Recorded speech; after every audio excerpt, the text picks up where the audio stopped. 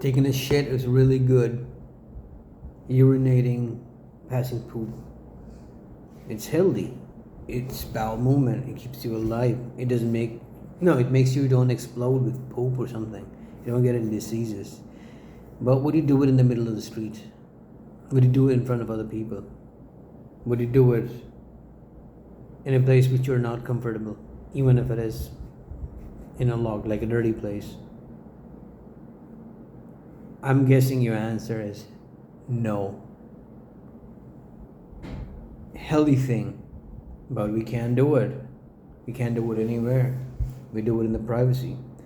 If somebody sees you doing it, like the whole thing, you're perfectly sure you're not gonna see them face to face without any future awkwardness ever again. Or if they saw you, they would also be embarrassed to see you again. Where is all of this going? That's a good question. There's another scam of this sort that has been promoted since the beginning of time, perhaps, when art came up. And it's also something you do in private, but now it's everywhere. We are all brainwashed to do it. And it's called sexuality. I'm not even talking about the gay sexuality. I'm talking about even the straight sexuality. It's something you do behind closed doors. Yet we are all so brainwashed. We're supposed to be doing it in a closed environment, not talking about it to anyone, even though it's healthy, good for your heart, your body.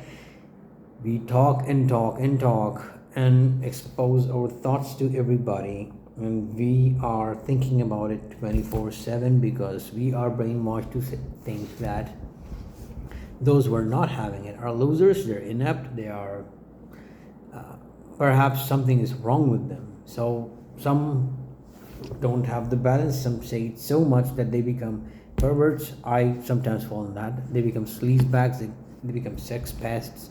Sometimes people do it too little, and they are sometimes either confused as being asexual, homosexual, or something's wrong with them. Why don't you think about it? What is wrong? I faced that situation too when I was in school, because I was trying not to let everybody think what I think, what I'm thinking subconsciously. Yeah, I was curious the way I am, but the way they were talking about girls and women, I felt you're thinking about them as condoms, as tissue papers, as disposables, as diapers. Doesn't make sense to think of another human this way. So when I did that, people thought this dude is probably gay, and they spread it out like crazy all over school, all over the city. I don't know wherever I was going, because this guy is not talking sleazy, dirty stuff about women. Now I said, okay, this must be the normal thing. So I started adopting it, and I did it too much. I didn't find the charming balance in between somewhere there. And now I'm brainwashed to do it so much because of societal pressure, sounding cool, sex jokes, dark jokes. And I have a struggle to keep a balance. Somewhere around this and this is considered normal, but this is considered troubling. This is considered, I don't know, not desirable. But still, anyways, you're not supposed to do it. You're not supposed to go up to a woman and say things like, would you slap my knob, or things like that. Like, I like to fuck you, and treat her like, make her life very awkward, her time really awkward. She will feel fearful of you. She'll think of you as a predator. She's not going to be safe in front of you. So where is the balance? I'm not sure. There is somewhere in between. Perhaps not talking about it, perhaps not letting anybody know the way it is, somewhere here. Who gives a shit? Another thing, since childhood we knew doing crazy stuff was fun, going down a slide, doing stupid things, inept things, irrational things. That is our original programming. We wanted to do a lot of things. We wanted to explore abandoned places. We wanted to play with toys. We wanted to go crazy. We wanted to have crazy ideas like those shows, Phineas and Ferb.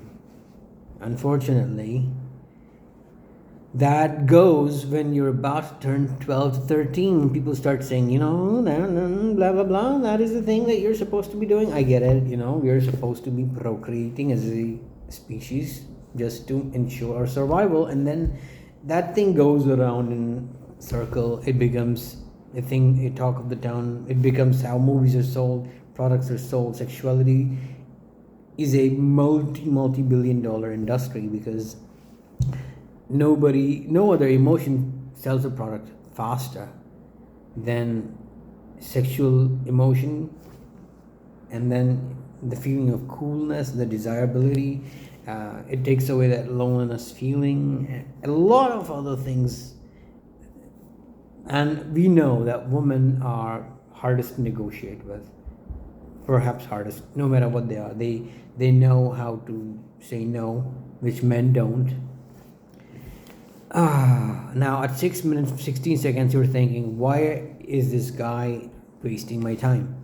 My whole point was, I'm not sure why did we get conned into this thing. Why couldn't we stay crazy thinking about things like blowing up a dumpster in the middle of nowhere, or going down a giant slide, what would happen?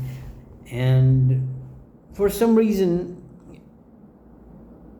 our bodies maybe shift from it, because you start getting joint pains at the end of being mid-30s or in 30s.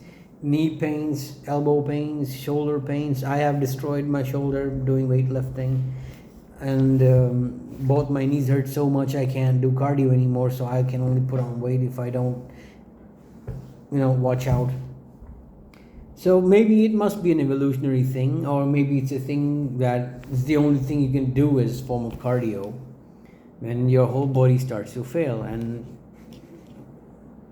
again, where am I going? So I'm not sure. That was fun, even though that was looked down upon, made you seem inept. If a guy is doing something crazy down the street, you'll think, man, this guy is probably insane. He's insane. What is he doing? He's looking a bit weird. He's doing peculiar stuff.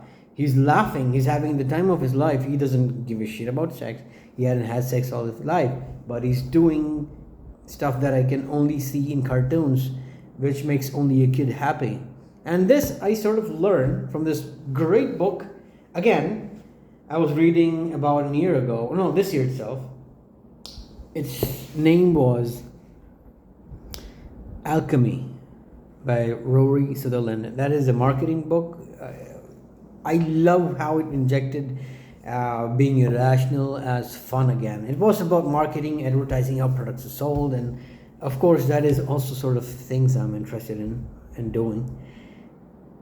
I wish we weren't conned into this whole narrative, this bandwagon of sex.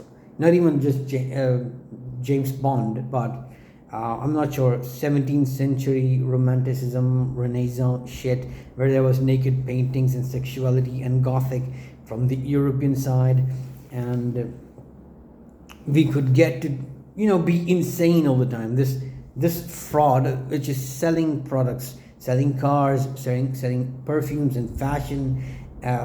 It takes away loneliness. It makes you charming. It makes you a man of the crowd. Perhaps that being Dr. Brown from Back to the Future, or Inspector Gadget and Phineas and Ferb or something, would make us really happy, but we can't because we are afraid of societal judgment. That's what I'm thinking. I'm perhaps thinking that would have been better if we did. I'm not sure how many years would it take for us to realize that. And sure, you can have a lot of sex on the side. It's like, of course, going to the toilet, but not make a huge deal about it. Like a guy is inept if he's not thinking about it, if he's not doing it.